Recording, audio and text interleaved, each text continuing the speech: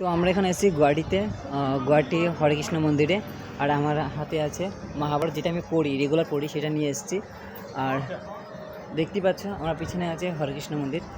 এখানে সন্ধ্যা আরতিটা দেখার পর আমরা এখান থেকে বেরিয়ে পড়বো। তো কিছুক্ষণ এখানে পড়বো, গীতাটা পড়বো, প্লাস একটু নাম কীর্তন করবো।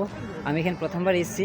তারপরে ভোগ দিচ্ছিল মন্দিরের প্রাঙ্গণে, তো আমরা এখন ভোগটা নিয়ে নিলাম। আমরা এখন মন্দিরের সামনেই আছি, একদম ফ্রন্ট সাইডে।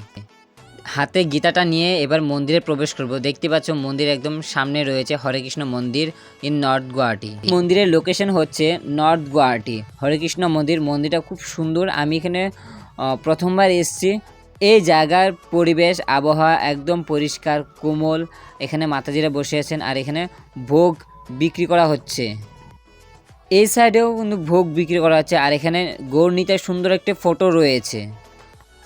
এই গীতাটাকে সামনে রেখে এবার আমি মন্দিরের দিকে প্রবেশ করব। দেখতে পাচ্ছ মন্দিরের রাস্তা দুয়ার কত সুন্দর।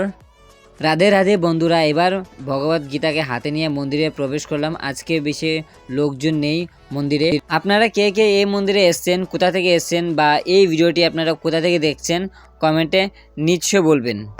আমার পিছনে যেই সব গ্যালারি দেখতে পাচ্ছেন বইয়ের, এই বইয়ের গ্যালারিতে 3টি ধরনের ভাষার বই পাওয়া যায়: বাংলা মিডিয়াম, ইংলিশ মিডিয়াম আর হিন্দি মিডিয়াম।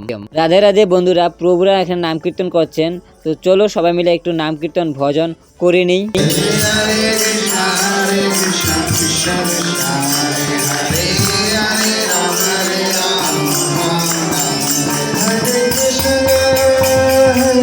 তো আমাদের দর্শন করা শেষ, আমরা এখন বেরিয়ে পড়েছি। এখন নিচের দিকে যাব। আমাদের নাম কীর্তন হলো, প্রভুকে দর্শন করা হলো, সবটাই হলো, এবার বেরোনোর পালা। রাধে রাধে বন্ধুরা, এই মন্দিরটি বাইরে থেকে যত সুন্দর, ভিতর থেকে আরও বেশি সুন্দর, অনেক সুন্দর।